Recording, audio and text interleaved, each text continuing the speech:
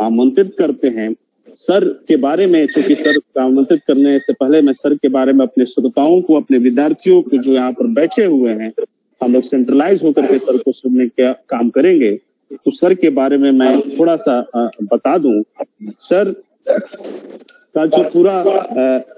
काशी हिंदू विश्वविद्यालय इतिहास विभाग में पिछले 33 वर्षों से अध्यापन कार्य करते हुए सर का बहुत बड़ा काम है। और सर का दूसरा जो महत्वपूर्ण, क्योंकि इस विषय के अनुकूल संदर्भ के रूप में, अनुकूल कार्यों के रूप में सर आज अपना व्याख्यान रखेंगे हम सबके बीच। सर का जो महत्वपूर्ण विषय है, फ्रीडम मूवमेंट पर ही सर का काम है। और सर का हम स्वागत करते हुए यह आशा करते हैं कि सर इस विषय को अच्छे से रखने का कार्य करते हुए हम सबको अपने विचार से हम सबको अवगत कराएंगे। सर, आप काशी हिंदू विश्वविद्यालय इतिहास विभाग के प्रोफेसर के साथ साथ आप एक इस फ्रीडम मूवमेंट पर सर आपका काम है।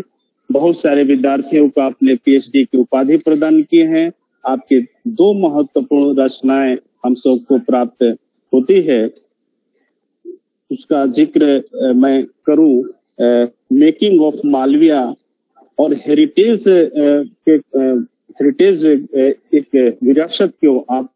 सर कोऑर्डिनेट करते हैं। सर, आपको बहुत बहुत स्वागत करते हुए मुझे अपार हर्ष की अनुभूति होती है। सर का फ्रीडम मूवमेंट और कंटेम्पररी वर्ल्ड पर भी बहुत अच्छा काम है और ख्याति प्रद काम है। सर, आपको इनवाइट करता हूं और आज हम सब बहुत बहुत सर आपको सुनने को लेकर उत्सुक हैं। प्रोफेसर राकेश पांडे सर, आपको बहुत बहुत स्वागत है।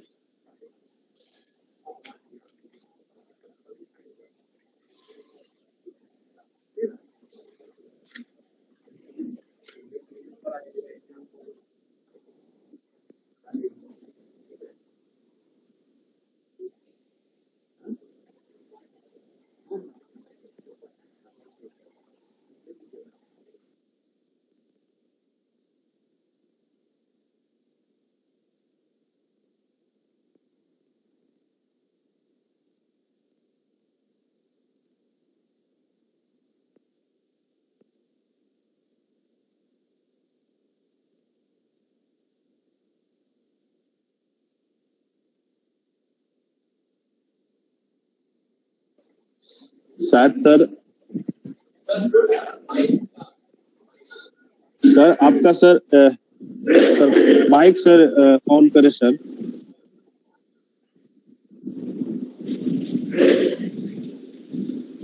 ठीक है। दीपक जी, मैं 5 मिनट में बोल रहा हूँ। दीपक जी, मैं 5 मिनट ज्वाइन कर रहा हूँ। ठीक है? ठीक है सर, ठीक है ठीक। हाँ जी, डॉक्टर साहब जी, बहुत ही ठीक।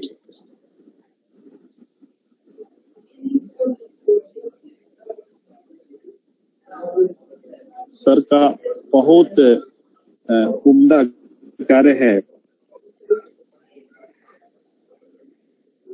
सर हेरिटेज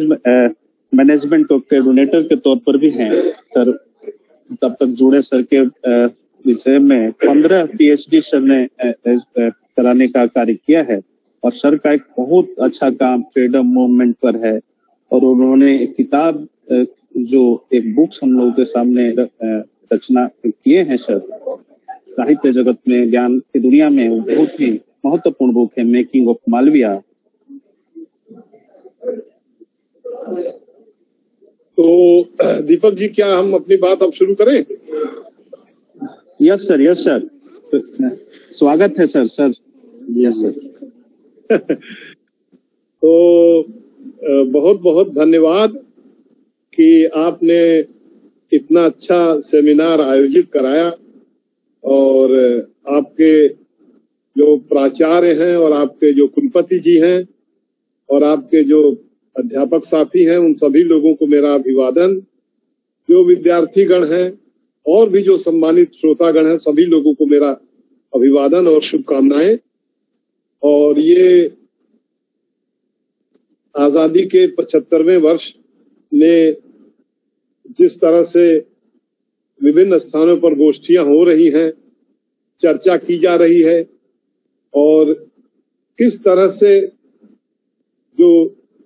नई पीढ़ी भी है और जो इसके पहले की पीढ़ी है, उन लोगों को फिर से इसको विचार करना बड़ा जरूरी है कि कैसे किन परिस्थितियों को पार करके भारतवर्ष को आजादी प्राप्त हुई और कैसे क्या क्या चुनौतियां थी, इन सब बातों पर। और आपने विषय भी बहुत गंभीर रखा हुआ है, राष्ट्रीय आंदोलन और राष्ट्रवाद और भारतीय संविधान का निर्माण। तो इतना व्यापक फलक है कि इस पर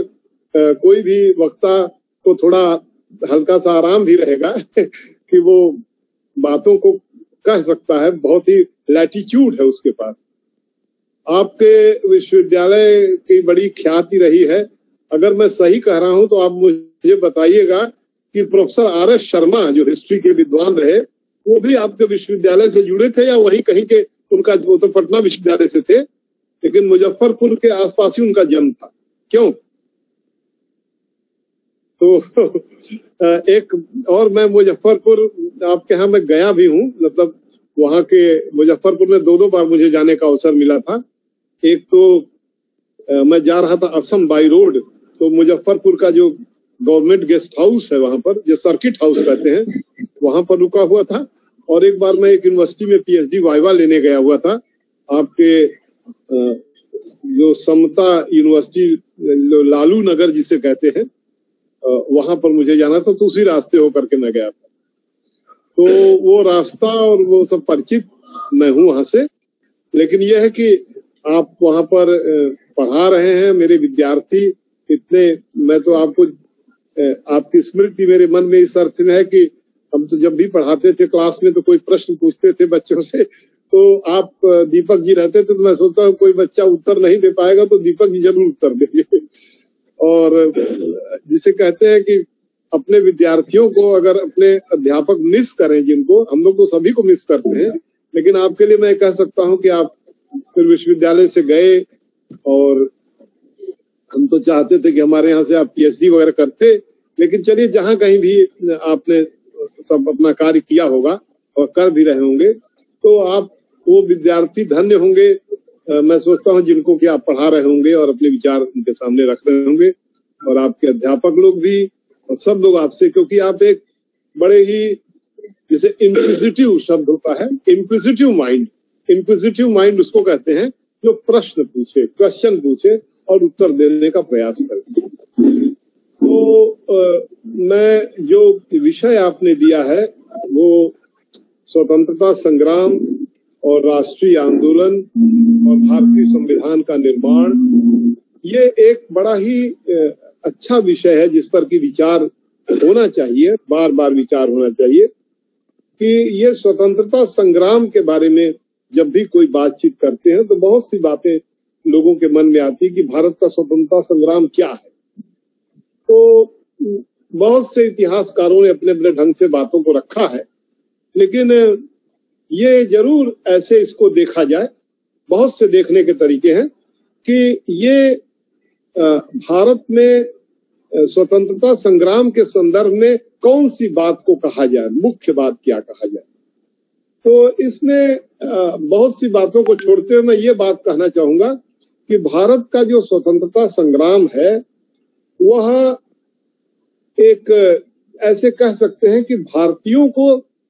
इस बात का आभास हो और होने लगे कि हमारे ऊपर जो शासन करने वाले लोग हैं वह हमारे यहाँ से करीब 6000 मील दूर के रहने वाले हैं और वो यहाँ पर शासन कर रहे हैं और पूरे भारत को अपना एक उपनिवेश बनाए हुए हैं, एक कॉलोनी बनाए हुए हैं। और कॉलोनी बनाना या उपनिवेश बनाने का मतलब लोगों ने, भारत के लोगों ने धीरे धीरे समझा कि भारत से एक धन का निष्क्रमण किया जा रहा है, धन का शोषण हो रहा है, और वो धन का शोषण होकर के भारत में वो पैसा नहीं लग करके वो किस तरह से जो ब्रिटेन है उनके यहाँ लग रहा है। तो ये जो एक भारत और ब्रिटेन के बीच का जो संबंध था, इस संबंध को उपनिवेशवाद शब्द प्रयोग किया गया, या कुछ लोग साम्राज्यवाद भी कहते हैं। तो भारत एक आर्थिक साम्राज्यवाद के अधीन अंग्रेजी राज्य के अंतर्गत दिखता है। भारत में अंग्रेजों के आने के पहले भी बहुत से विदेशी शासक आए, भारतवर्ष में आए, यहाँ युद्ध हुआ और यहाँ बस गए, यहाँ के होकर के रहे, बड़े संघर्ष हुए, बहुत से लोगों को उसकी सब तमाम याद है। तो सांस्कृतिक विभिन्न प्रकार के आघात भारत ने सहे, उनके जो तमाम धर्मस्थल थे उनके संदर्भ में भी उन्होंने उनको देखा कि किस तरह से उनका एक अपमान हुआ, मानमर्दन हुआ। लेकिन मुख्य रूप से जो स्वतंत्रता संग्राम जिसके बारे में अभी हम लोग चर्चा करेंगे, वो कि कैसे भारतवर्ष में अंग्रेजी राज्य के प्रारंभ होने के साथ एक बड़े अभूतपूर्व ढंग से भारत में एक शासन व्यवस्था आती है, जिसे हम कहते हैं भारत में उपनिवेशवाद का प्रारंभ होता है। उपनिवेशवाद,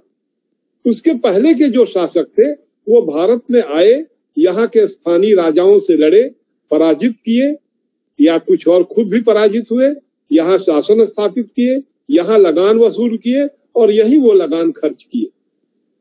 इस अर्थ में उन्हें आप चाहे तो कह सकते हैं कि वो यहाँ के राष्ट्रीय हो गए, माने भारतीय हो गए, भारत के हो गए। लेकिन अंग्रेज एक ऐसे शासक थे जो भारतीय अपने को नहीं समझे कि हम भारत के हो गए, वो लगातार अपने को ब्रिटिश समझे, और ब्रिटिश समझने के साथ उन लोगों ने ये भी समझा कि हम जो सुपीरियर हैं और ये लोग इंफीरियर हैं, और सुपीरियर और इंफीरियर का भाव उन लोगों ने, बड़ी सब रचनाएं उन लोगों ने रची, लिखे,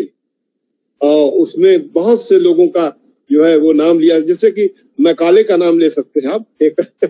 यद्यपि ब्रिटेन के बहुत से लोग भारत के बड़े प्रशंसक भी रहे,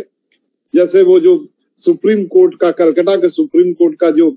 चीफ जस्टिस थे, जो विलियम जोन्स, जिन्होंने पूरे भारत के संस्कृति के बारे में और बहुत से अध्ययन किए संस्कृत का, जिन्होंने बताया संस्कृत के बारे में अंग्रेजी भाषा के माध्यम से पूरे यूरोप को भी बताया कि कैसे एक बड़ा ही श्रेष्ठ संस्कृति है ये। लेकिन उनके ऐसे भारत के प्रशंसक होने के बावजूद भी बहुत से जो अंग्रेजी राज्य के जो आइडियोलॉजी बनाने वाले लोग थे, ब्रिटिश राज्य के आइडियोलॉग जो थे, वो लोग ये बात कह रहे थे कि हमें तो भारत को इसलिए शासन करना है क्योंकि भारत के लोग, और वो लोग तो पूरा एशिया के लोगों तक कहते थे, अफ्रीका को भी कहते थे। और वो कहने में एक खास दूसरा नाम रुडयार्ड किपलिंग का लिया जा सकता है, जो भारत में ही जन्मे थे। उनके पिताजी फॉरेस्ट ऑफिसर थे और वो यहाँ पर बड़ी प्रसिद्ध किताबें भी लिखे, जो जंगल बुक लिखा और किम लिखा, और उनको नोबेल प्राइज मिला। और उनकी एक कविता जो है आई, जो कि इंपीरियलिज्म को, एक तरह से साम्राज्यवाद को एक तर्क देने वाली कविता रही, वो व्हाइट मैन्स बर्डन करके, कि सफेद लोगों के ऊपर एक बोझ है। गूगल पर लिखेंगे व्हाइट मैन्स बर्डन तो वो पूरी कविता उनकी आ जाएगी। और उसमें उन्होंने कहा कि हम सफेद लोगों के ऊपर बड़ा बोझ है, और अपने नौजवानों का आह्वान करते हैं कि आप लोग सुबह जागृत होकर के खड़े हो जाइए, और पूरे, क्योंकि आपको एशिया और अफ्रीका के और तमाम और भी देशों के लोगों को, लातिन अमेरिका वगैरह के लोगों को सभ्य बनाना है, क्योंकि ये लोग असभ्य हैं। तो ये जो असभ्य को सभ्य बनाने की जो आइडियोलॉजी में इंपीरियलिज्म या साम्राज्यवाद भारत में बहुत जरूरी है, ऐसा करके वो लोग शासन कर रहे थे। और इसके साथ ही साथ वो लोग ये भी कह रहे थे कि हमको जो है वह भारत में इसलिए शासन करना है कि हमें भारतीयों को ये भी बताना है कि धीरे धीरे आप लोग अच्छे ढंग से शासन करना सीख लेंगे।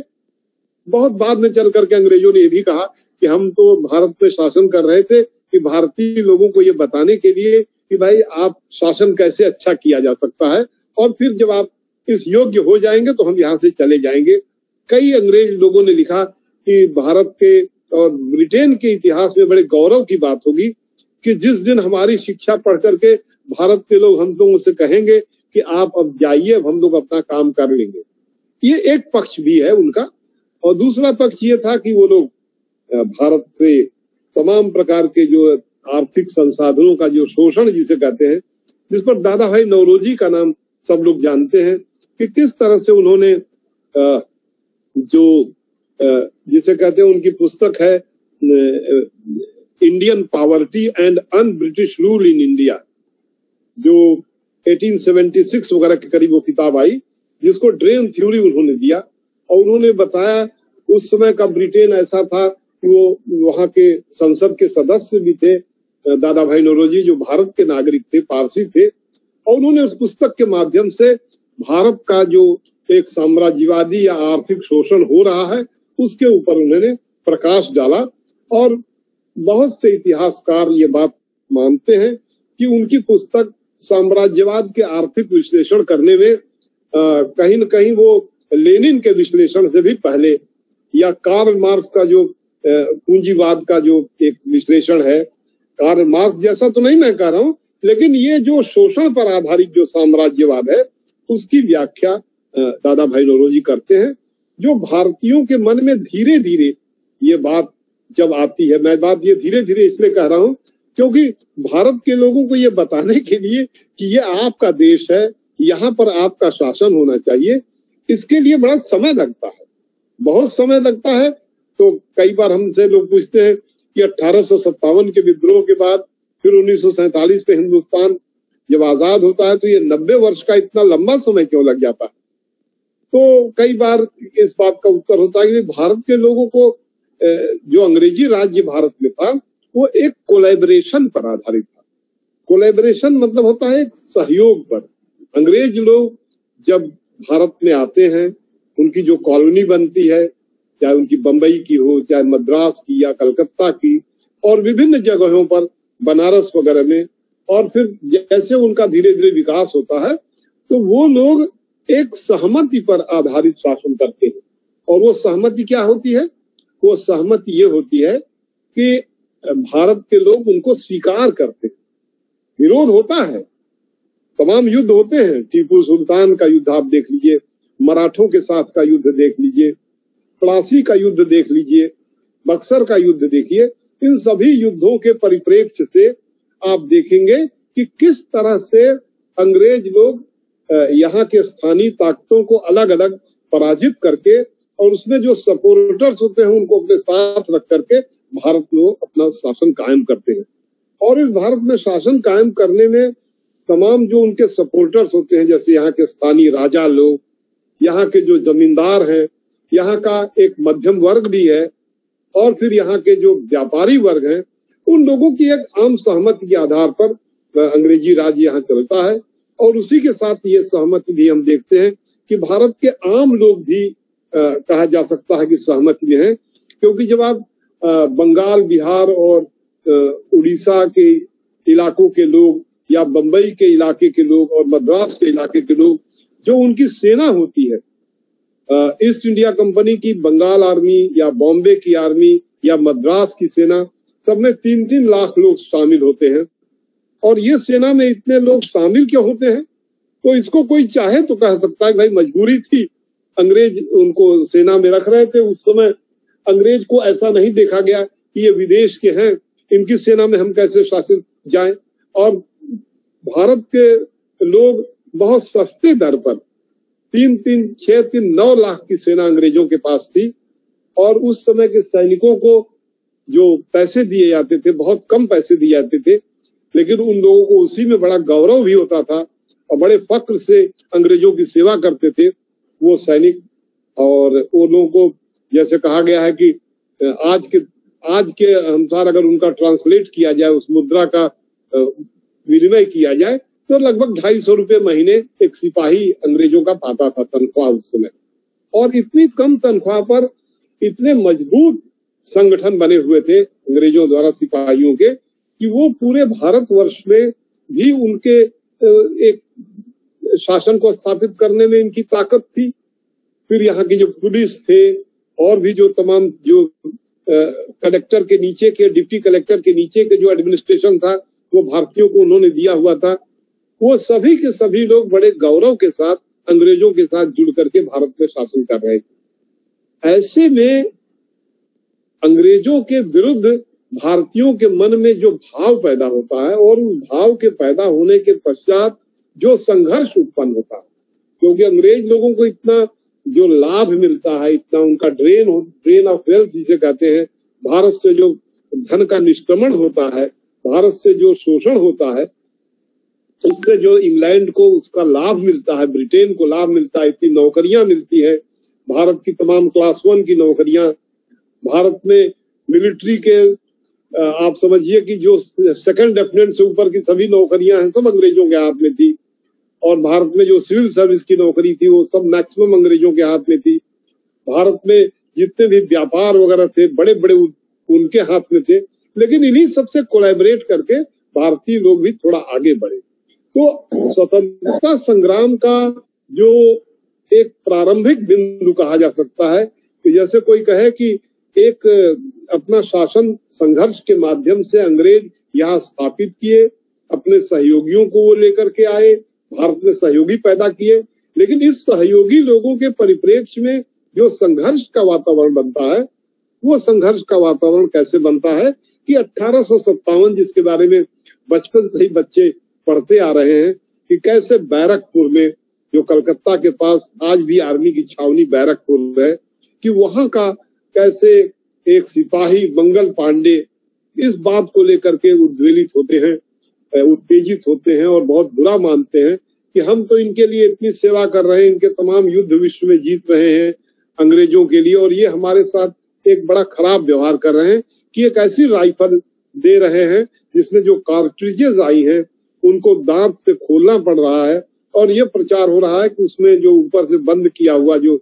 केस है उसमें गाय और सुअर का मांस मिला हुआ है। इस प्रकार की बात को अंग्रेजों ने काउंटर करना चाहा,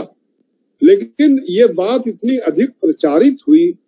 और इतना अधिक सैनिकों में इसके प्रति एक आक्रोश हुआ, और इस आक्रोश के पीछे बहुत से इतिहासकारों ने कई कारण गिनाए हैं कि पहले अंग्रेज लोग कैसे बड़े समता का व्यवहार करके भारतीयों के साथ वो आए, लेकिन किस तरह से वे उस समता के व्यवहार को छोड़ करके बहुत ही जिसे कहा जाए कि एक सबऑर्डिनेट का व्यवहार करना शुरू किया,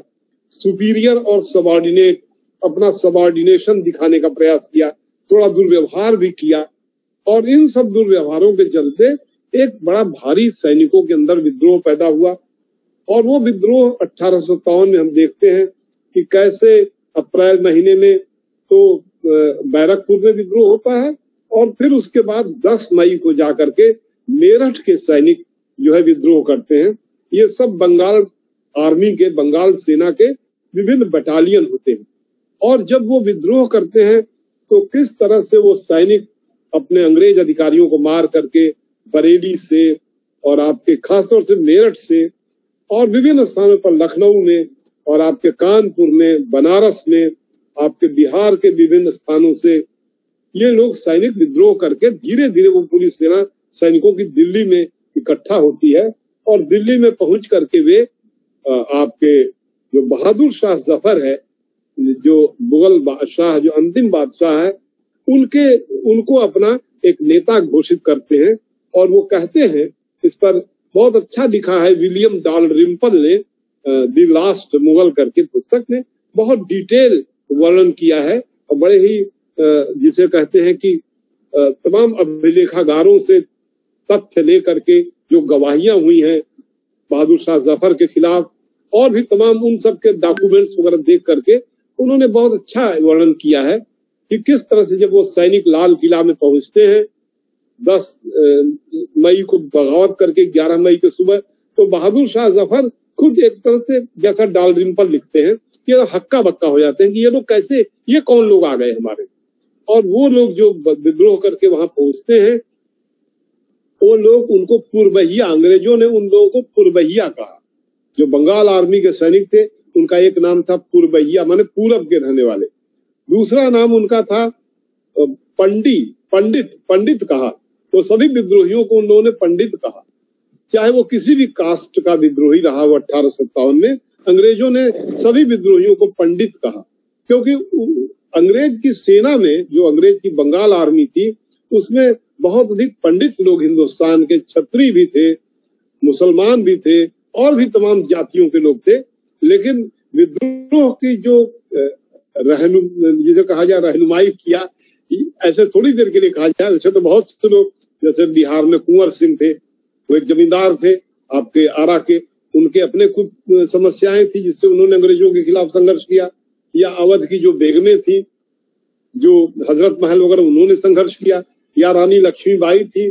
जो झांसी की, उन्होंने अपनी बातों को लेकर संघर्ष किया। या नाना साहब जो पेशवा नाना साहब थे, जो जिनको की पेंशन वगैरह अंग्रेजों ने देना बंद किया कि वो दत्तक हैं, पुत्र हैं पेशवा के, तो न दिया जाए। तो इस तरह से बहुत से लोगों ने अंग्रेजी राज्य के विरुद्ध संघर्ष किया। लेकिन ये जो सैनिक लोग, जो अंग्रेजों की सबसे बड़ी ताकत थी, जिसके माध्यम से भारत में वो लोग अपना शासन स्थापित किए थे, कोई विद्रोह नहीं कर सकता था अंग्रेजों के खिलाफ, करता तो सजा पा सकता था। तो ये सभी लोग लगभग 3 लाख के संख्या इनकी कही जा सकती है कि ये लोग मारे जाते हैं। वो बहुत बड़ा 1857 का जो गदर विद्रोह होता है, उसमें इतने लोगों की हत्याएं होती हैं। आप समझिए कि जो अंग्रेजों का जो क्षेत्र है राज्य का, वो तमाम जगहों पर जो भारतीय सेनाएं होती हैं अंग्रेजों की, उनको डिसबैंड किया जाता है। कुछ जगहों पर ऐसा रिकॉर्ड मिलता है कि सेना को डिसबैंड होगी तो वो बगावत करेगी, तो उनको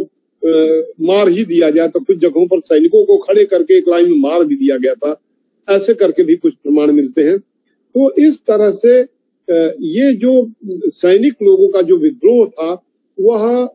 कैसे पूरे भारतवर्ष के लोगों को और लोगों को कैसे जागृत किया, जो दूसरे वर्ग के लोग थे वो भी कैसे जागृत हुए।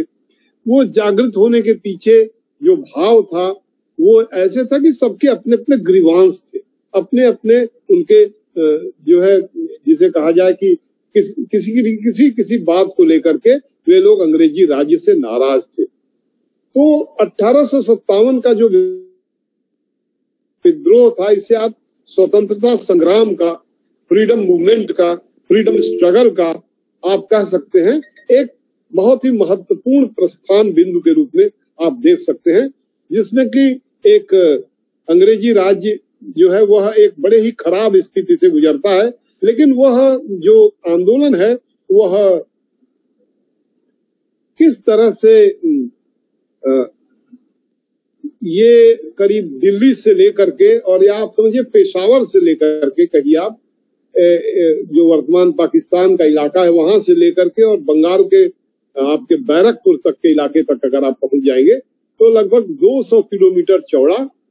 और लगभग करीब 1200 किलोमीटर या 1400 किलोमीटर लंबा का इलाका है, जहां के लोग विद्रोह करते हुए दिखाई देते हैं। और ये विद्रोह में आम जनता के लोग भी इसमें शामिल होते हैं। जो तमाम प्रकार के जो रिसर्चेज हुए हैं, विभिन्न इलाकों के जो क्षेत्रीय रिसर्च हुए हैं, उन सब में 1857 के विद्रोह के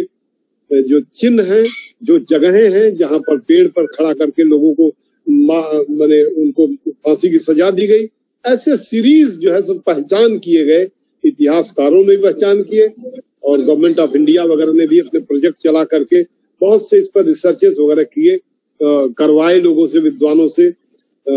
और वो सभी डॉक्यूमेंट्स तमाम स्वतंत्रता सेनानियों का एक इंसाइक्लोपीडिया जैसा तैयार किया गया और वो जो है वह हम लोगों के पास उपलब्ध है। लेकिन उस 1857 के क्रांति के को जिसको कि कई इतिहासकारों ने कहा कि हमारा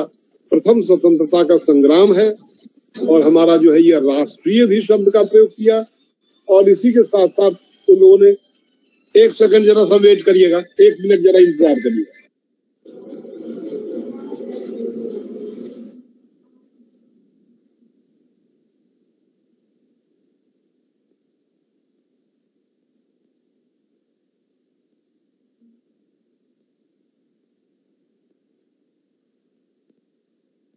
तो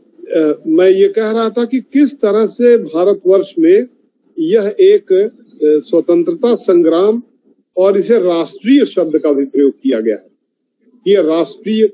first war of Indian independence national शब्द का भी प्रयोग किया लोगों ने, ये राष्ट्रीय है। तो ऐसे अर्थ में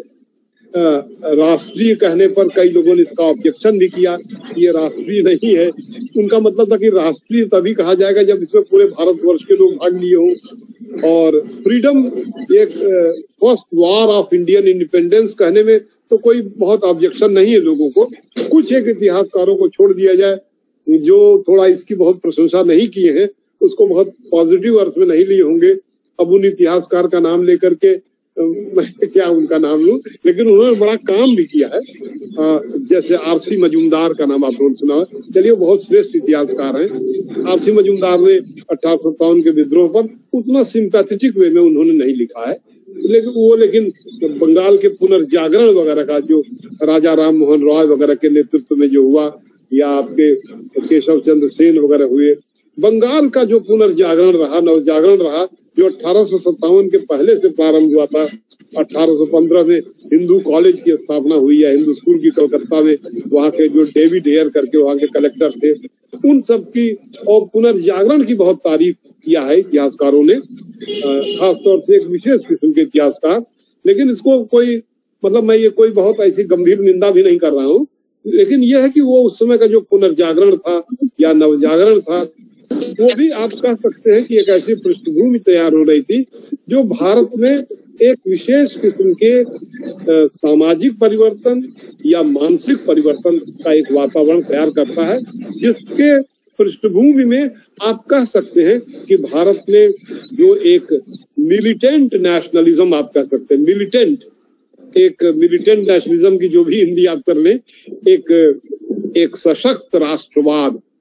भारत में सशक्त राष्ट्रवाद की पृष्ठभूमि एक विचारधाराओं से प्रारंभ होती है। वो विचारधाराएं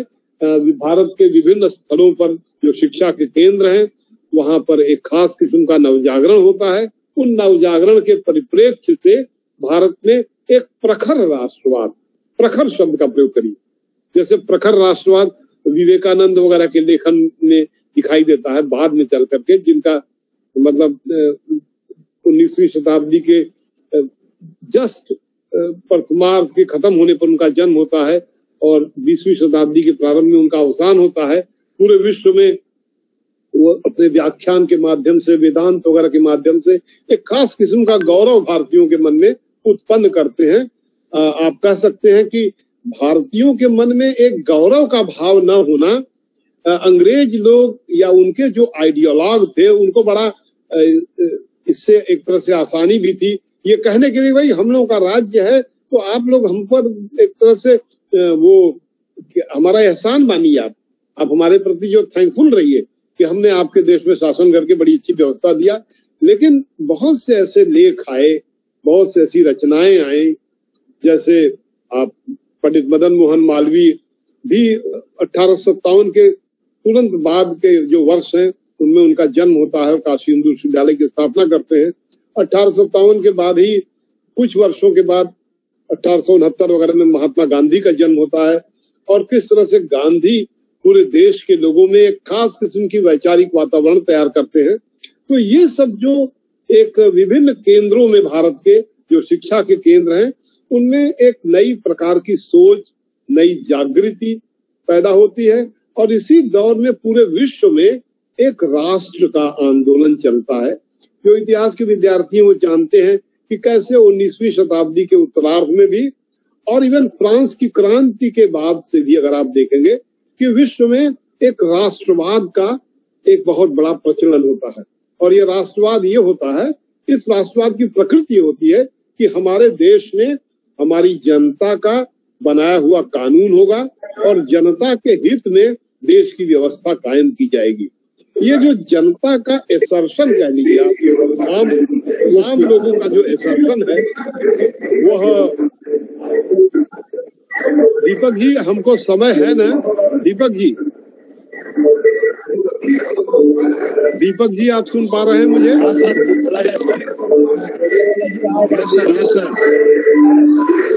दीपक जी मुझे कितना समय है बोलने के लिए, है ना? पूरा आपने कहा था 11:30 12:30 तक बोलने का, तो ठीक बोल रहा हूँ? अच्छा, तब बिल्कुल सर, बिल्कुल स्वागत है। ठीक। तो मैं यही कह रहा था कि कैसे ये एक राष्ट्रवाद के अभ्युदय की शताब्दी, 19वीं शताब्दी को आप कह सकते हैं कि एक आधुनिक अर्थों में राष्ट्रवाद के अभ्युदय की शताब्दी है। और ये राष्ट्रवाद क्या है कि किस तरह से जनता गोलबंद होकर के, बाकी लोग अपना माइक बंद कर दे। राजनाथ जी अपना माइक बंद कर लीजिए, राजनाथ जी अपना माइक बंद करिए, आपकी आवाज गूंज रही है। जी जी, तो बाकी लोग सब माइक बंद कर देंगे तो आवाज सही जाएगी। तो बहरहाल मैं ये निवेदन कर रहा था कि किस तरह से राष्ट्रवाद की जो विचारधारा है। हाँ सर, बोला जाए सर। Okay sir. हाँ ठीक है, धन्यवाद। मैं यही कह रहा था कि राष्ट्रवाद की विचारधारा पूरे विश्व को एक खास ढंग से भौगोलिक रूप से गोलबंद कर रही थी और जनता को जागृत कर रही थी, जिसमें बहुत छोटे उदाहरण देकर के कि कैसे जो है वो जर्मनी का एकीकरण होता है, इटली का एकीकरण होता है और विभिन्न प्रकार के जो भौगोलिक इकाइयां हैं वो मिल करके राष्ट्र का निर्माण करती हैं और अपने भविष्य का निर्माण कुछ लक्ष्य रख करके कि हमारा ये भविष्य है, हमको ये प्राप्त करना है, ऐसे करके होती है। इस लक्ष्य पर एक बहुत लंबे इलाके के लोग गोलबंद होते हैं और इस गोलबंदी में जिस सिद्धांत को बहुत ही यूज किया जाता है, आप कह सकते हैं कि फ्रांस की क्रांति का जो सिद्धांत है, जो स्वतंत्रता, समानता और बंधुत्व का जो सिद्धांत है, इन सब सिद्धांतों को लेकर के, और उसी में आप देखते होंगे संविधानवाद का जो सिद्धांत है। आप सभी लोग जो भी इतिहास के विद्यार्थी होंगे उन्होंने वियना कांग्रेस वगैरह पढ़ा होगा 1815 का, उसके विरोध को भी पढ़ा होगा आप लोगों ने कि किस तरह से राष्ट्रवाद और संविधानवाद कैसे विश्व में विकसित होता है और इसका असर भारतवर्ष में भी पड़ता है। और धीरे धीरे भारत में 1857 के बाद अंग्रेज लोग बहुत डर जाते हैं और डर करके उनके मन में ये रहता है कि भाई ऐसे कैसे चल पाएगा देश में, यहाँ पर अगर हम लोगों का कोई सहयोगी नहीं रहेगा। तो बहुत ही संक्षेप में मैं कहना चाहूंगा कि उन्हीं के प्रयास से भी और भारतीय लोगों के भी प्रयास से किस तरह से आप जानते हैं कि 1885 में भारतीय राष्ट्रीय कांग्रेस की स्थापना होती है। परंतु ये कांग्रेस के लोगों का ये कथन होता है कि कैसे हम लोग अंग्रेजों को बस ये समझा देंगे धीरे धीरे कि भाई हम लोग अपना स्वशासन करने के योग्य हैं, तो वो हमें स्वशासन देकर के चले जाएंगे। इधर बीच अंग्रेजों ने भी विभिन्न प्रकार के जो संवैधानिक परिवर्तन किए, जैसे 1861 वगैरह में आप जानते हैं कि किस तरह से इंडियन काउंसिल एक्ट पारित हुआ, भारतीयों को कोऑप्ट किया गया, गवर्नर जनरल की जो लेजिस्लेटिव काउंसिल थी, और धीरे धीरे भारतीयों को शासन में और कानून बनाने में अंग्रेज लोग लेने का प्रयास किए। परंतु भारत को पूर्ण आजादी मिले, भारत में स्वदेश और स्वराज कायम हो, इन सब बातों के परिप्रेक्ष्य को भी आपको स्वतंत्रता संग्राम के दौर में देखना पड़ेगा कि स्वतंत्रता संग्राम का प्रारंभ बिंदु अगर आप 1857 को मानेंगे तो आप देखेंगे कि 1908 वगैरह तक भी आंदोलन होते हैं, विभिन्न प्रकार के जगह जगह पर क्रांतिकारी आंदोलन उठते हुए, विभिन्न इंडिविजुअल आंदोलन होते हैं, व्यक्तिगत आंदोलन होते हैं, कुछ लोग हिंसात्मक आंदोलन करते हैं विभिन्न स्थानों पर। लेकिन एक व्यापक रूप से देश की जनता एक खास किस्म के राष्ट्रीय लक्ष्य को, राष्ट्रीय पहचान को लेकर के खड़ी होती है। ये हम देखते हैं कि कैसे गांधी जी इसमें जब आते हैं और खास तौर से उनकी जो हिंद स्वराज नामक पुस्तक जो आती है, जिसमें बहुत ही छोटे में ही उन्होंने कहा कि हम भारत के लोगों ने भारत को जीत करके अंग्रेजों के हाथ में सौंप दिया। भारत के लोग खुद भारत को जीतकर अंग्रेजों के हाथ सौंप दिए, और अगर भारत के लोग इस बात के लिए तैयार होंगे कि हम लोगों को अपना राज्य खुद चलाना है, तो अंग्रेज अपने आप चले जाएंगे। इस बात को समझाने में भारत के लोगों को बड़ा समय लगता है। कैसे आप जानते हैं कि असहयोग आंदोलन का दौर होता है 1920 का, फिर देखते हैं कैसे सविनय अवज्ञा आंदोलन का दौर होता है, जो कि उसमें डांडी मार्च वगैरह होती है, और कैसे नमक सत्याग्रह होता है, कैसे गांधी जी समुद्र के किनारे जाकर के नमक बनाते हैं, डांडी मार्च होता है, जिसको भी कि अंग्रेज आप हमारे देश में आपका शासन नहीं चल पाएगा। कैसे 1929 के 31 दिसंबर की रात को रावी नदी, जो लाहौर में एक जिसे कहते हैं कि एक शपथ ली जाती है, उसमें कांग्रेस के जो प्रेसिडेंट होते हैं जवाहरलाल नेहरू होते हैं, कि किस तरह से ये कहते हैं भाई हम लोग अब पूर्ण स्वतंत्र हो गए, अब हम पूर्ण आजाद हो गए, ऐसा करके वो लोग कहते हैं। और उसी बात को 1947 में 15 अगस्त की रात को 14/15 अगस्त की रात को उल्लेख भी करते हैं कि हमने स्वतंत्रता की देवी से एक प्रतिज्ञा की थी कि हम स्वतंत्र होंगे, और आज वह दिन आ गया है जब उस प्रतिज्ञा को हम पूरा कर रहे हैं। जब पूरा विश्व सो रहा है तो आज हम एक नए युग में जो है हमारा हम प्रवेश कर रहे हैं, हम जग रहे हैं, ऐसा करके 1947 में व्याख्यान दिया। तो जो ये स्वतंत्रता संग्राम या फ्रीडम स्ट्रगल रहा, इस फ्रीडम स्ट्रगल के गर्भ से, इसकी पृष्ठभूमि से भारत में कैसे एक राष्ट्रवाद क्या है, माने हम सभी लोग एक हैं, इस भूभाग पर रहने वाले हम एक हैं। एक पहले भी एक आप रहे, आपकी सांस्कृतिक पहचान रही, आप बहुत प्राचीन काल से आपका वेद रहा, उपनिषद रहा, आपके गौतम बुद्ध रहे, आपके जैन रहे, पूरे भारतवर्ष में शिव के आराधना के केंद्र रहे, विष्णु रहे आराधना के केंद्र, आपके जो है तमाम देवी देवता लोग भारत के लोग मान्य रहे, सब लोग उसके प्रति सम्मान व्यक्त किए। एक सांस्कृतिक विविधता में सांस्कृतिक एकता का सूत्र रहा, राजनैतिक एकता का बड़ा अभाव रहा। पूरे भारत के इतिहास में पूरे भारतीय महाद्वीप को एक करने वाली राजनैतिक इकाइयां बहुत कम समयों में थी। जैसे चंद्रगुप्त मौर्य के समय में, अशोक के समय कह सकते हैं बहुत बड़ा राज्य था, फिर समुद्रगुप्त का नाम ले सकते हैं,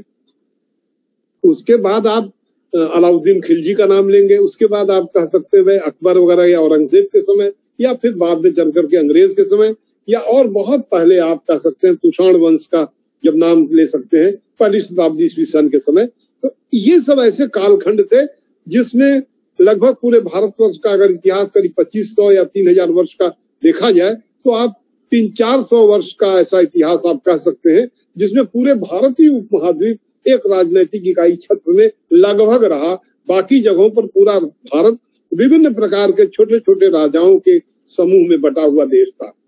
अब ये छोटे छोटे राजाओं के इकाइयों में बटा हुआ देश एक अपनी सांस्कृतिक पहचान लिए हुए जरूर था कि सभी जगहों पर कुछ खास किस्म के ग्रंथ, कुछ देवी देवता, कुछ त्योहार, कुछ मान्यताएं, कुछ भाषाएं सब एक थी, लेकिन एक राजनैतिक एका नहीं थी। जो राजनैतिक एका भारतीय स्वतंत्रता संग्राम के जैसे कहा जाए यज्ञ से पैदा होती है, भारत के लोगों की एका, और उस एका के पीछे एक बड़े ही सिद्धांत के गठन होते हैं। वो सिद्धांत का गठन क्या होता है? वो सिद्धांत के गठन भारत की एका का भारत के संविधान में आपको प्रकट होता है। जब भारत के संविधान का आप प्रस्तावना पढ़ते हैं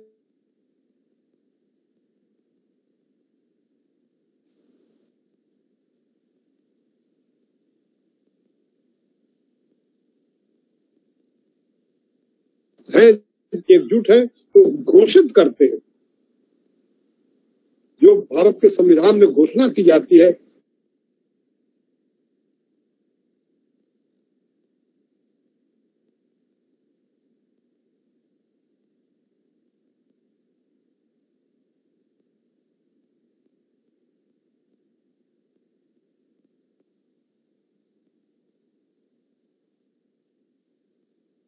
अखंडता की बात कही गई है, भाईचारे की बात कही गई है भारतवर्ष के लिए, और सभी को सामाजिक न्याय की, ये सभी शब्द प्रस्तावना में है। जिस प्रस्तावना को भारत की संविधान सभा में जवाहरलाल नेहरू ने उस प्रस्तावना को रखा, ड्राफ्टिंग कमेटी के चेयरमैन डॉक्टर B.R. अम्बेडकर थे, वो पूरे संविधान का अंग बनता है। तो किस तरह से यह एक भारत के संविधान का जो निर्माण होता है, जिस संविधान में जिसकी मूल भावना ये होती है, जिसको कह सकते हैं एक फेडरल स्ट्रक्चर फॉर्म होता है, एक संघीय, ऐसे क्वासाई फेडरल विद्वानों ने कहा है, अर्ध संघ की बात कही है, लेकिन भारतवर्ष में एक संघ की स्थापना होती है। भारत एक यूनियन ऑफ इंडिया या रिपब्लिक ऑफ इंडिया जो स्थापित होता है भारत के संविधान के माध्यम से, यह एक स्वतंत्रता संग्राम के गर्भ से उत्पन्न हुआ एक ऐसा संविधान था जो भारत की एका के लिए बहुत अधिक जिम्मेदार था। जब भारत 1947 में आजाद होता है और आज 2021 में भारत बहुत मजबूत देश के रूप में उभर रहा है, तो जब भारत आजाद होता है उसमें लोग ये सोचते हैं कि भारत कितने दिन तक रहेगा। अंग्रेज कुछ उस समय के जो बड़े ही भारत के प्रति सिंपैथेटिक लोग थे, वो अपनी डायरियों में लिखे कि भारत लगता है कि इतनी अधिक यहाँ पर लड़ाई हो रही है। भारत के आजाद होते ही गांधी जी की हत्या हुई, उन्होंने लिखा डायरी में कि लगता है जवाहरलाल भी मारे जाएंगे और फिर हम लोगों को फिर से इंग्लैंड से आकर के भारतवर्ष में फिर शासन करना पड़ेगा लगता है। लेकिन वो सभी उनकी भविष्यवाणियां, उनके जो तमाम संभावनाएं व्यक्त कर रहे थे अंग्रेज लोग भारत को छोड़ के जाते समय, वो सब झूठा साबित हुआ और भारत आज एक बना हुआ है। इसके पीछे भारत का संविधान जिम्मेदार है और संविधान में भी जो बहुत महत्वपूर्ण बात है जिसे हर भारतीय को जानना चाहिए कि भारत में कानून का शासन, वो कानून जिसे भारत के लोग बनाएंगे और इसी के साथ जो भारत में डेमोक्रेसी आई, जो लोकतंत्र आया, भारत में वोट के माध्यम से सरकारों को तय किया जाएगा। इस माध्यम से नहीं तय किया जाएगा किसके पास जो है वो, जैसे पहले के जमाने में आप देखेंगे औरंगजेब के मरने के बाद लगातार तलवार के माध्यम से तय हो रहा कि कौन बनेगा नेता, तमाम लोग मारे जाते हैं। भारतवर्ष में बैलेट बॉक्स के माध्यम से एक प्रकार की क्रांति होती है। बैलेट बॉक्स में वोट देते हैं, वोट से शासन परिवर्तन होते हैं और ये शासन परिवर्तन की कुछ ऐसी दिशा होती है कि एक खास समय में पहले संभ्रांत वर्ग के लोग ही शासन में मुख्यमंत्री और प्रधानमंत्री वगैरह होते हैं, खास वर्ग से आते हैं जो भारत के पढ़े लिखे समृद्ध वर्ग के लोग होते हैं। लेकिन ये बैलेट बॉक्स की ही क्रांति थी कि दलित वर्ग के लोग भी हम देखते हैं कि भारतवर्ष में मुख्यमंत्री बनते हैं और प्रधानमंत्री वगैरह राष्ट्रपति बनते हैं। प्रधानमंत्री के भी गद्दी पर धीरे धीरे आ रहे हैं लोग जो कि ऐसे वर्ग से आते हैं जिनके वर्ग के लोग कभी समाज में पढ़े लिखे लोग नहीं थे, उनके पास संपत्तियां नहीं थी, बहुत दिक्कतों में थे। तो इस तरह की पूरी व्यवस्था जो भारत के संविधान में जो लागू की गई, ये भारत के संविधान का यह स्वरूप भारतीय राष्ट्रीय आंदोलन, भारतीय स्वतंत्रता आंदोलन के परिप्रेक्ष्य से आता है। क्योंकि हम हर विद्यार्थी को या सभी लोगों को ये जानना चाहिए कि भारत का जो स्वतंत्रता आंदोलन था वो खुद अपने आप में एक बहुत ही लोकतांत्रिक या संघात्मक कहा जाए, जिसे कई बार अंग्रेजी में लोग कहते हैं कि freedom movement in India was the movement of the movements. आंदोलनों का आंदोलन था, विभिन्न इलाकों के स्वतः स्फूर्त आंदोलन के संघ को भारतीय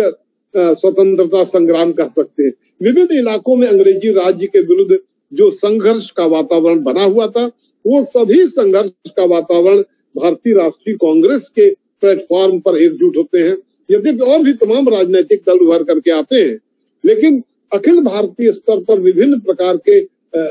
इलाकों के जो राष्ट्रीय व्यक्तित्व के जो नेतृत्व होते हैं वो स्वतंत्रता संग्राम में भाग लेते हैं और विभिन्न प्रांतों में एक बड़े ही डेमोक्रेटिक ढंग से वो एक संघ का निर्माण होता है। और उस संघ का कह लीजिए या भारतीय राष्ट्रीय कांग्रेस का कहिए, उसकी प्रकृति एक संघीय होती है और इस संघीय प्रकृति के कारण भी हम कह सकते हैं कि भारत का जो संविधान है वो एक खास किस्म का संघीय संविधान उत्पन्न होकर के आता है। जब हम समकालीन और भी संविधानों से तुलना करते हैं, जैसे सोवियत यूनियन के संविधान से तुलना करें या चाइना वगैरह के संविधान से तुलना करें, बड़े बड़े देश हैं, अमेरिका के संविधान से तुलना करें, आप ब्रिटेन के संविधान से तुलना करें, तो आप पाएंगे कि भारत का जो संविधान है वो बहुत ही एक बड़े तमाम पुराने अनुभवों को लेकर के एक संविधान ऐसा अस्तित्व में आता है कि भारत की विविधता की रक्षा करते हुए, भारत की विविधता क्या है, भारत में बहुत सी भाषाएं हैं। हम लोगों ने किसी एक भाषा के वर्चस्व को महत्व नहीं दिया। यद्यपि स्वतंत्रता संग्राम के दौर में महात्मा गांधी का ये बड़ा आग्रह भी था और एक आंदोलन का रूप भी था कि पूरे भारतवर्ष के लोग हिंदी भाषा को अपनाएं, लेकिन बहुत जगहों पर जब हिंदी भाषा को लोग अपनाए नहीं और उसको उन्होंने अपने क्षेत्रीय गौरव का भाव रहा और उस क्षेत्रीय गौरव और क्षेत्रीय अस्मिता को भी भारत के संविधान में स्थान दिया गया। जो भारत के संविधान की तमाम अनुसूचियां हैं जिसमें भारत की तमाम पुरानी भाषाओं को स्थान दिया गया, जो हिंदी से भी पुरानी भाषाएं हैं, जैसे तमिल है, आपके जो मलयालम है या कन्नड़ है या उड़िया है, ये सब जो कि हिंदी से पुराना इन लोगों का साहित्य है, इन लोगों को भी वहां महत्व दिया। संस्कृत को तो था ही, लेकिन अंग्रेजी के प्रति जो एक भाव रहा कि हमारा पूरा संविधान अंग्रेजी भाषा में लिखा गया, तो एक बड़ा दुराग्रहपूर्ण भाव नहीं रहा कि अंग्रेजी ही रहेगी या हिंदी ही रहेगी और भाषाएं नहीं रहेंगी। और इसको भी हम लोगों ने अपने संविधान के माध्यम से जिस तरह से उसको एडजस्ट किया, बीच में कई बार कुछ ऐसे वर्चस्व के आंदोलन चले, भाषा के वर्चस्व के आंदोलन, उन सभी आंदोलनों को किस तरह से भारत की संसद ने, जैसे 1965 में जो भाषा को लेकर के जो विवाद हुआ, उसमें कैसे सब बातों को सॉल्व किया गया कि नहीं हिंदी भाषा रहेगी, लेकिन बाकी जो क्षेत्रीय भाषाएं हैं उनका भी सम्मान रहेगा। तो ये सब जो भारत के संविधान का जो लोकतांत्रिक प्रकृति है, उस लोकतांत्रिक प्रकृति, जिस प्रकृति को प्राप्त करने में कैसे हमारा भारतीय राष्ट्रीय आंदोलन उसके लिए जिम्मेदार माना जाएगा, भारत का स्वतंत्रता संग्राम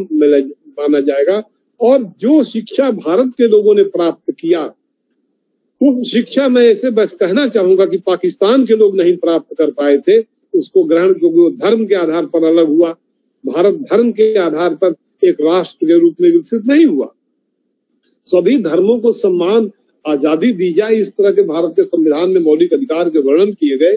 तो पाकिस्तान के, आपको बस ऐसे ही प्रसंगवश हम ये बात कह रहे हैं कि जिस तरह से पाकिस्तान में वो भाषा को लेकर के, उर्दू भाषा को लेकर के एक खास किस्म के वर्चस्व का वातावरण बनता है और बांग्लादेश के लोगों पर उर्दू भाषा थोपने का प्रयास किया जाता है, तो वो कैसे वो अलग हो जाते हैं और अलग होकर के, जैसा जानते हैं कि भारत के लोगों ने भी उनकी मदद किया और वो स्वतंत्र हुए। परंतु इस तरह की परिस्थितियां भारत में नहीं अगर आई भी, तो उन सब परिस्थितियों को भारत के लोगों ने बड़े मिलजुल करके उसको सॉल्व किया। और कैसे हमारे यहाँ जिसे कहते हैं ना कि विभिन्नता में एकता भारत की विशेषता, यूनिटी इन डाइवर्सिटी, जो यूनिटी इन डाइवर्सिटी है उसको बहुत अधिक जो है हमारे यहाँ महत्व दिया गया। हमारे यहाँ यूनिटी किस आधार पर है कि हमारे कुछ लक्ष्य, उन लक्ष्य के आधार पर हमारी यूनिटी, भारतवर्ष की जो राष्ट्रीय एकता है वो किसका लक्ष्य क्या है। आप राष्ट्र हैं, एक हुए, तो हिटलर का राष्ट्र एक हुआ तो उसका क्या लक्ष्य था कि पूरे विश्व को कब्जा कर लेना है। जर्मनी में जिस तरह से आप देखते हैं कि सेकंड वर्ल्ड वॉर के दौर में वो लोग युद्ध के अपराधी बाद में घोषित किए जाते हैं, उनके ऊपर प्रथम विश्व युद्ध में भी क्षतिपूर्ति आयोजित की जाती है, दूसरे विश्व युद्ध में भी 2 टुकड़े में बांटा जाता है। इटली के मुसोलिनी के साथ जिस तरह का व्यवहार होता है, तो जिस प्रकार के सांस्कृतिक अधिनायकवाद की बात करते हैं, जापान के लोग जिस तरह का व्यवहार करते हैं, पूरे विश्व को कब्जा करने का उनका राष्ट्रवाद खड़ा होता है। और उसके परिणाम स्वरूप कैसे 45 में उनके यहाँ हिरोशिमा नागासाकी होता है और एकदम जैसे लगता है कि वो पूरे देश कितना अपमानित महसूस करता है। भारतवर्ष में इस प्रकार के सांस्कृतिक अधिनायकवाद को महत्व नहीं दिया गया। यद्यपि सांस्कृतिक अधिनायकवाद के बहुत से लोग, विचारधाराएं भारतवर्ष में भी पनपने की कोशिश की, लेकिन चूंकि भारत का फलक इतना बड़ा है, जर्मनी के लोग 4-5 करोड़ रहे होंगे, 6 करोड़ रहे होंगे। भारतवर्ष में जहां पर आज तो 130 करोड़ हैं, लेकिन आजादी के समय में 39 करोड़ लोग थे या उसके बाद, इतने बहुत इलाके में एक खास किस्म के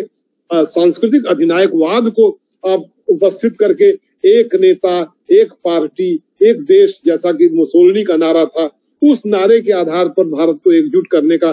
प्रयास करने वाले लोग रहे। लेकिन उन लोगों ने भी अपने में बड़े सुधार किए, जिनका नाम मैं नहीं लेना चाहता हूँ। अब वो लोग भी तमाम लोकतांत्रिक होकर के कैसे विभिन्न जगहों पर उनका महत्व बढ़ा हुआ है। अब वे लोग अपने उन नेताओं को बहुत महत्व नहीं दे रहे हैं जिन लोगों ने एक खास किस्म के सांस्कृतिक अधिनायकवाद की व्याख्या किया भारत के इतिहास में।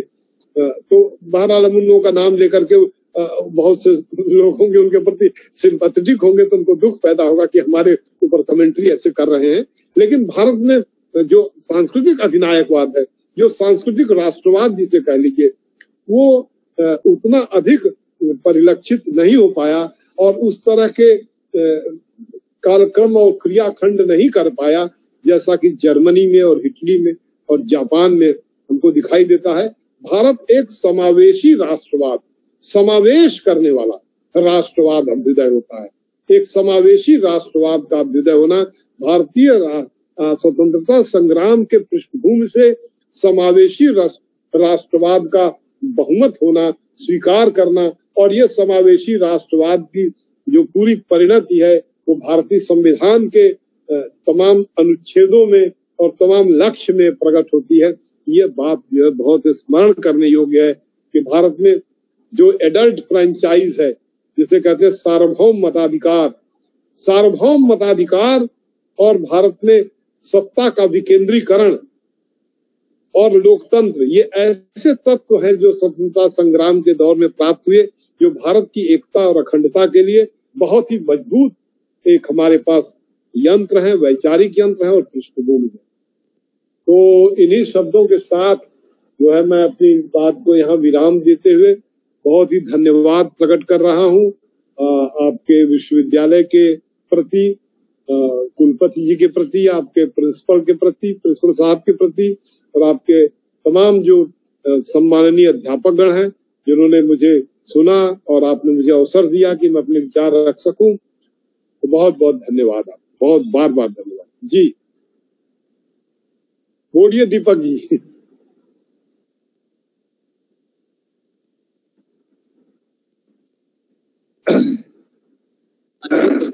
बहुत बहुत जी धन्यवाद। हम यहाँ व्याख्यान अपना समाप्त करते हैं जी। आज बहुत बहुत धन्यवाद सर। आज बहुत ही विशद तरीके से आपने जिस प्रकार भारतीय राष्ट्रवाद, स्वतंत्रता आंदोलन और संविधान निर्माण पर दृष्टिपात किया है सर, सचमुच में आज इससे हम लोग को इतिहास के इस संदर्भ में, विषयगत संदर्भ में हमें एक नई दृष्टि प्राप्त हुई है, और आशा करते हैं कि हम सब इससे बहुत बहुत लाभ प्राप्त करते हुए, क्योंकि 75 वर्षों का यह जश्न हमें एक नई सोच के साथ आने वाले समय में भारत को एक लोकतांत्रिक राष्ट्र में एक नई तरीके से अपने विचार और कार्यों से स्थापित होने का अवसर देता है, और इस तरह से हम अवसर को आने वाली युवा पीढ़ियों तक स्थापित करने का हम प्रयास करेंगे, ऐसी कामना है सर। एक मेरा क्योंकि सवाल एक छोटा सा है इतिहास के संदर्भ में ही, मैं आपसे सर जानना चाहता हूँ, अगर हम संविधान निर्माण को देखें, संविधान निर्माण को सर देखें, तो संविधान निर्माण का सारे प्रक्रियाओं में उन लोगों का ही सबसे ज्यादा योगदान था जिन्होंने राष्ट्रीय स्वतंत्रता आंदोलन में कार्य किया था। और स्वतंत्रता आंदोलन के उस विरासत के रूप में, जैसे आप असहयोग आंदोलन में आप देखिए ग्रामीण तबके लोगों का उसमें सहयोग होता है, उसी तरह से सभी अवज्ञा आंदोलन में निरक्षर महिलाओं का, मजदूरों का, किसानों का उत्थान होता है। तो क्या इसको इस रूप में नहीं माना जा सकता है कि जो भारतीय संविधान बना इन्हीं लोगों को शामिल करने के उद्देश्य से इस तरह से जो प्रोविजन कॉन्स्टिट्यूशन में बने, तो चाहे राइट टू इक्वलिटी हो, राइट टू वोटिंग का पूरा कंसेप्ट यूनिवर्सल वोटिंग राइट करते हैं, तो मेरा मानना यह है कि संविधान निर्माण के सारे प्रावधानों में ये सारे गतिविधियों का ज्यादा योगदान रहा जो स्वतंत्रता आंदोलन के दिनों में देखा गया। इसीलिए इसको ये नहीं कहा जाएगा कि भारत का संविधान विदेशियों से और खासकर ब्रिटिश सत्ता से लिया गया। सर इस पर थोड़ा प्रकाश डालें। जी जी, आपका जो प्रश्न है, कोई और प्रश्न पूछना चाहता है?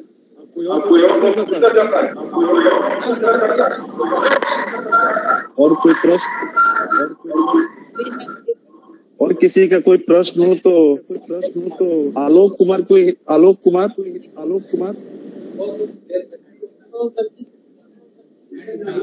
और किसी का कोई प्रश्न हो, बहुत ही विशद विषय है इस पे।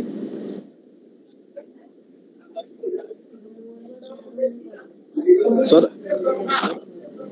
अभी सर